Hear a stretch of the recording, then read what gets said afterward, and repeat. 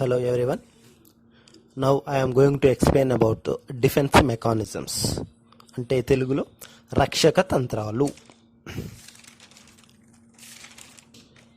So రక్షక తంత్రాలు it is id, ego, super ego fighting each other. It has lot of impulses. It is a kind of childish. It doesn't really have self-control. Super ego is all self-control. So it is always limiting what the id wants to do. Ego is conscious part. It deals with conflict, anxiety, gets out of hand. Ego protect too much. So ego choose or select defense mechanisms. Sigmund Freud written number of defense mechanisms in his work. His daughter Anna Freud developed these ideas and elaborated. Definition of defense mechanisms.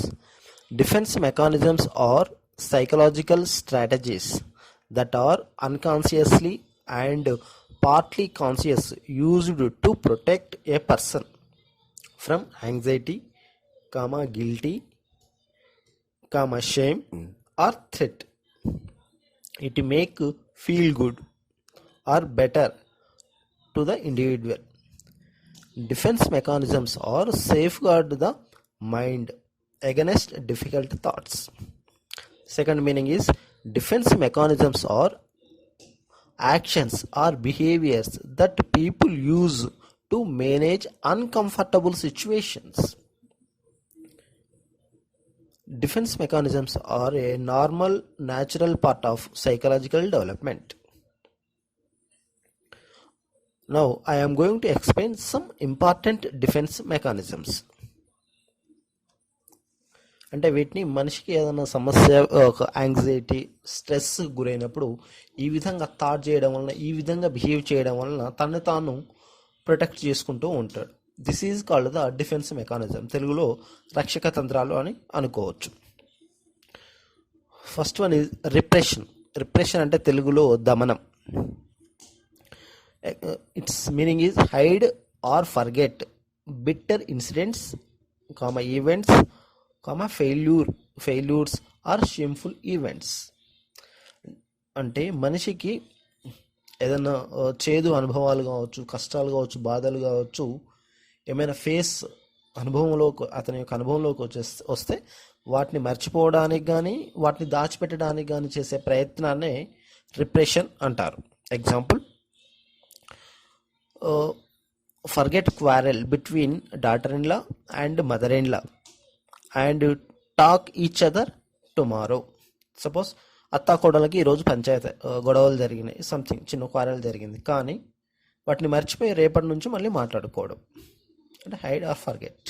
ఇది suppose some persons are doing in society hide first marriage, మొదటి జరిగిన వివాహాన్ని దాచిపెట్టి కావచ్చు, లేకుంటే మర్చిపోయి కానీ prepare second marriage. This is the repression అంటే దమనం. Second one is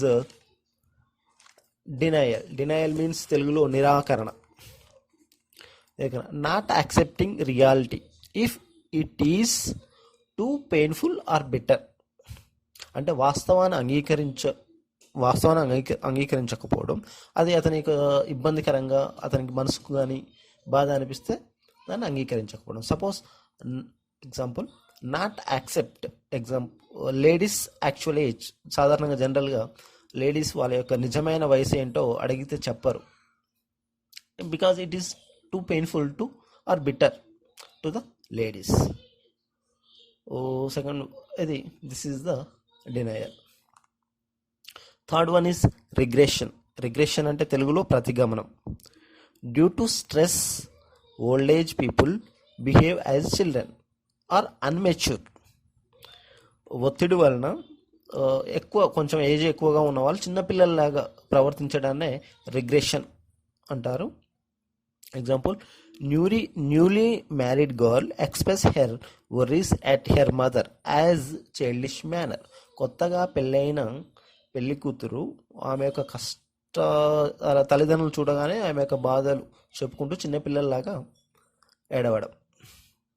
next example, at the time of marriage girl అంటే brides parents weeping as children. అంటే పెళ్ళి జరిగిన తర్వాత అబ్బాయి వాళ్ళ ఇంటికి పంపించేటప్పుడు పెళ్లి కూతురు యొక్క తల్లిదండ్రులు కూడా చిన్నపిల్లల్లాగా ఏడుస్తూ ఉంటారు. This is called the regression, ప్రతిగమనం అనుకోవచ్చు. Next one is projection.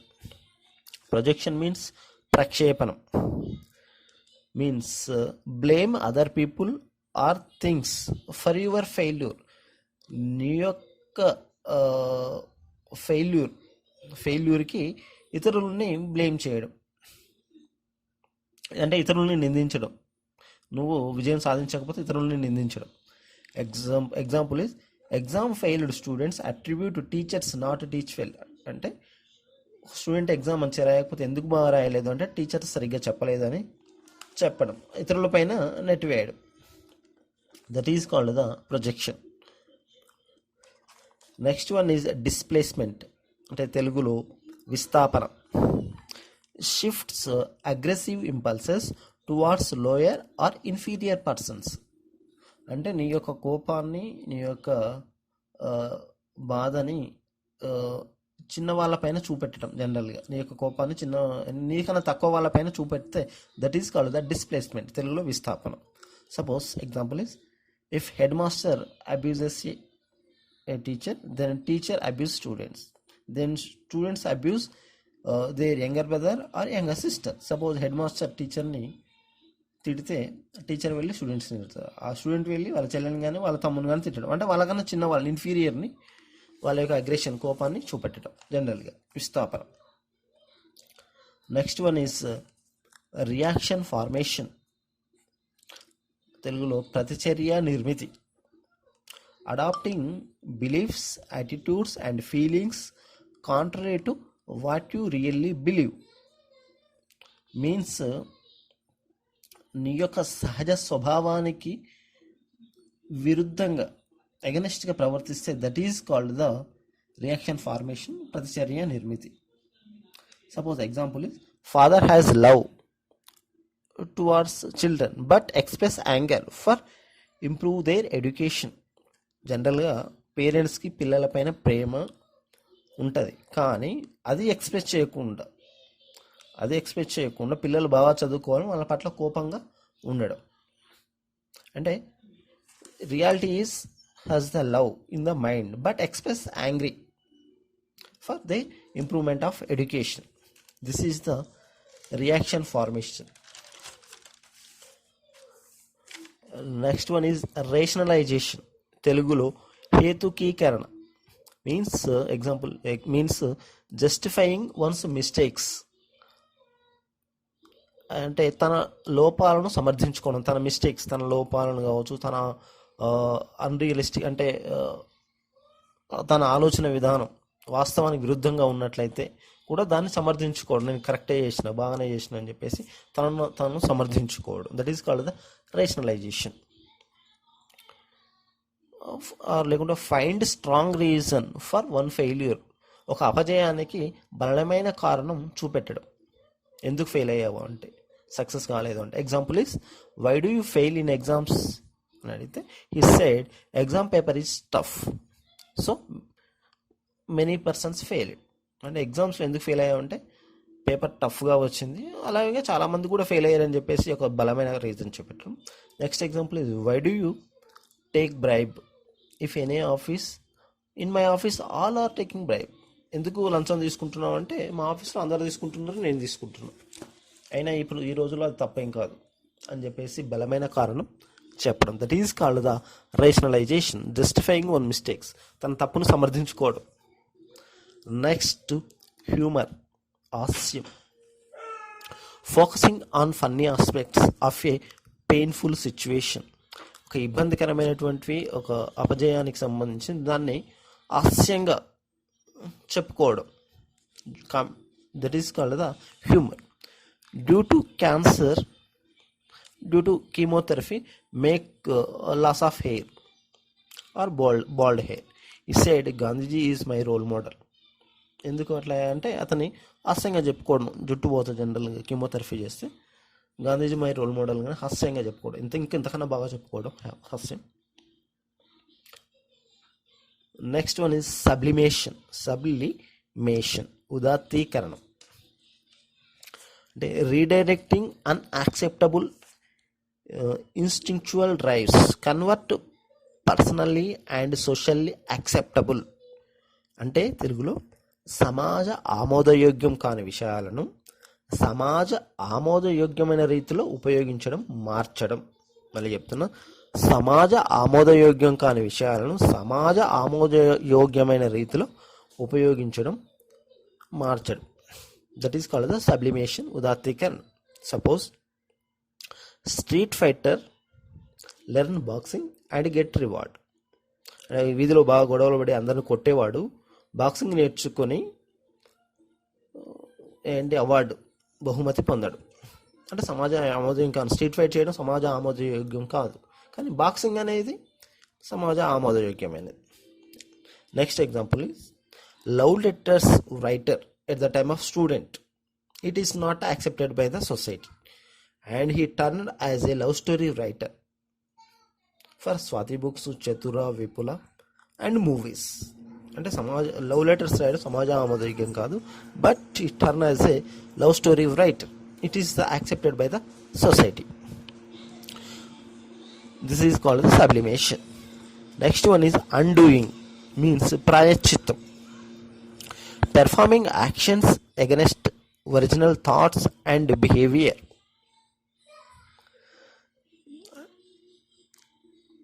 అంటే యాక్చువల్ స్వభావానికి విరుద్ధంగా ప్రవర్తించడం. Suppose wrong doers give arms.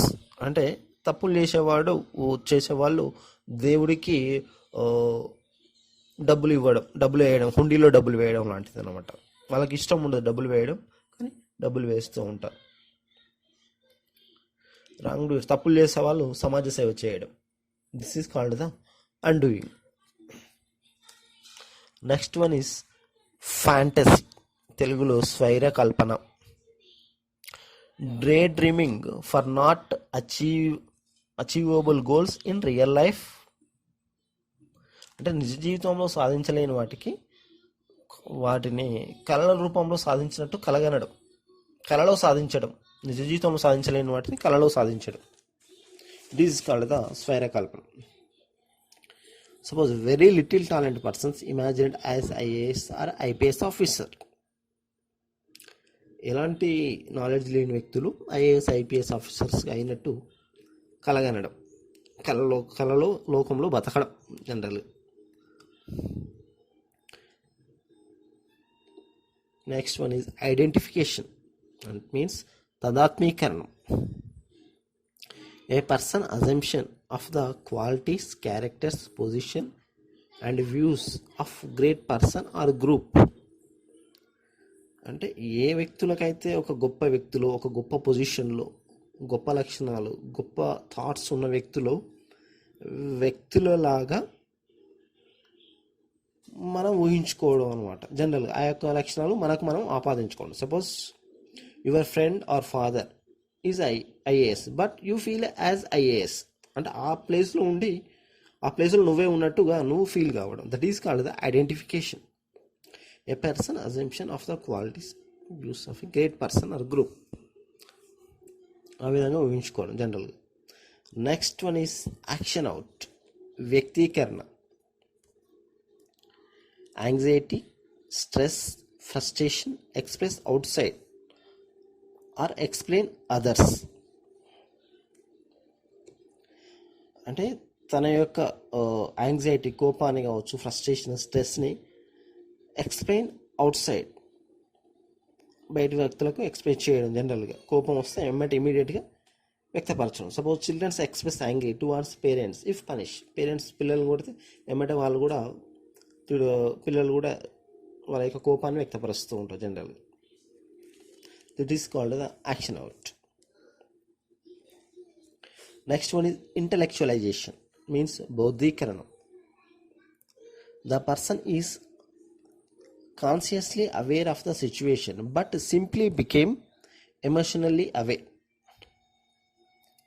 Means ఏంటంటే ఒక సిచ్యువేషన్ వస్తే ఆ సిచ్యువేషన్కు ఎమోషనల్గా ఫీల్ కాకుండా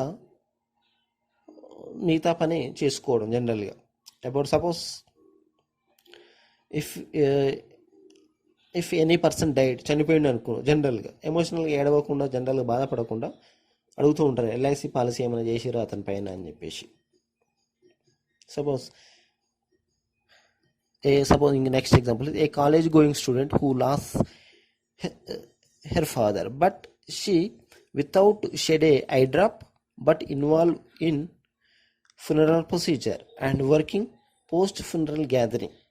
అంటే ఒక ఆమె వాళ్ళ యొక్క ఫాదర్ చనిపోయిన, ఒక స్టూడెంట్ యొక్క వాళ్ళ ఫాదర్ చనిపోతే ఆమె ఏడవకుండా జనరల్గా నెక్స్ట్ జరిగే కార్యక్రమాల గురించి ఆలోచించడం, జనరల్గా don't feel sadness.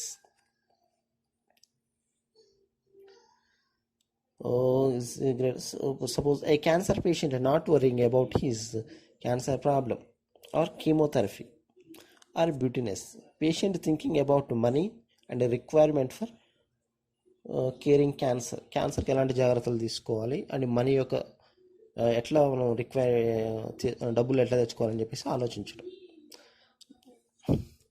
Example is Sardar Vallabhbhai Patel, at the time of arguing a case in the court, at the time he received a message.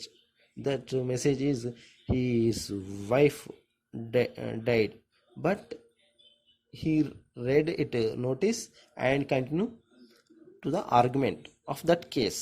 అంటే ఎమోషనల్గా అవుట్ కాకుండా మిగతా కార్యక్రమాలు చూసుకోవడమే, that is called the intellectualization, బౌద్ధికరణ. Next sympathy means సానుభూతి. Due to facing stress or panic and anxiety, expecting sympathy from others. నీకేమైనా కష్టం కానీ, బాధ కానీ, భయం కానీ కలిగితే వాటిని బయటికి చెప్పుకొని సింపతిని కోరుకోవడం బయట వ్యక్తుల నుంచి, దట్ ఈస్ కాల్డ్ ద సానుభూతి or sympathy. Suppose student don't complete his homework, then teacher asked him about his homework, then student said I got fever, and for getting the sympathy from the teacher. Exam అయ్యేందుకు homework ఎందుకు చేయలేదు అంటే నాకు జ్వరం వచ్చిందని చెప్పేసి మళ్ళీ teacher నుంచి సింపతి కోరుకోవడం, తీసుకోవడం. Next example, why do you beat him, she said he bite my cheek. Sympathy. Suppose నువ్వు అతను ఎందుకు అంత గట్టిగా కొట్టావు అని చెప్పేసి అని అడిగితే, లేదు అతనే నా చంప కొరికిండు అని చెప్పేసి సింపతిని కోరుకోవడం. నెక్స్ట్ విత్డ్రాయల్, ఉపసంహరణ. Escape or avoid situations from challenging situations. Suppose ఒక ప్రాబ్లమ్ని కానీ ఫేస్ చేసే సిచ్యువేషన్ ఫేస్ చేసే స్కిల్ కావచ్చు, డేర్నెస్ లేక ఆ యొక్క సంఘటన నుంచి తప్పించుకోవడం. Suppose don't write exams because fear of failure. Exams ఎందుకు రాయలేదు అంటే ఎట్లా రాసినా ఫెయిల్ అవుతా అని చెప్పేసి చెప్పడం. సపోజ్ ఇంకో నెక్స్ట్ ఎగ్జాంపుల్, పండగకి వారం రోజుల ముందే అమ్మగారింటికి వెళ్తూ ఉంటారు, ఎందుకంటే ఇల్లు శుభ్రం చేయాలి, పిండి వంటలు చేయాలి, మిగతా వర్క్ ఎక్కువగా ఉంటుంది. So that is called the escape or avoid the situations or challenging situations, that is called the upasamharana, withdrawal. Next one is compensation. It is a strategy. Give up one failed sector if not success. Select or choose another field or sector. అంటే ఒక రంగంలో విజయం సాధించలేకపోతే ఒక సెక్టార్లో, ఒక ఫీల్డ్లో select another sector, another field. Suppose Sachin drop out education and choose cricket. Suppose next example, last bench students give up their education, వాళ్ళు చదువును వదిలేస్తారు, ఎంటర్ ఇంటూ పాలిటిక్స్లో సక్సెస్ అవుతూ ఉంటారు చదువును వదిలేసి. నెక్స్ట్ అలాగే last bench students give up their education became a college correspondent and gained the lot of monies. Next, B.Ed or TTC completed students last hope to get the teaching job and choose social work and get success in career. అదే TTC BEd అయిపోయిన వాళ్ళు TET Git అన్ని success అయినప్పటికీ teacher job వస్తుందని నమ్మకం లేక, government jobs ఇస్తుందని నమ్మకం లేక ఆ యొక్క ప్రొఫెషన్ వదిలేసి సోషల్ వర్క్ చేసి అందులో సక్సెస్ కావడం. This is called the compensation. అంటే ఒక రంగంలో సక్సెస్ కాని వాళ్ళు ఇంకో రంగం చూజ్ చేసుకొని సక్సెస్ అవుతాయి. That is called the compensation, పరిహారం. Okay, thank you students.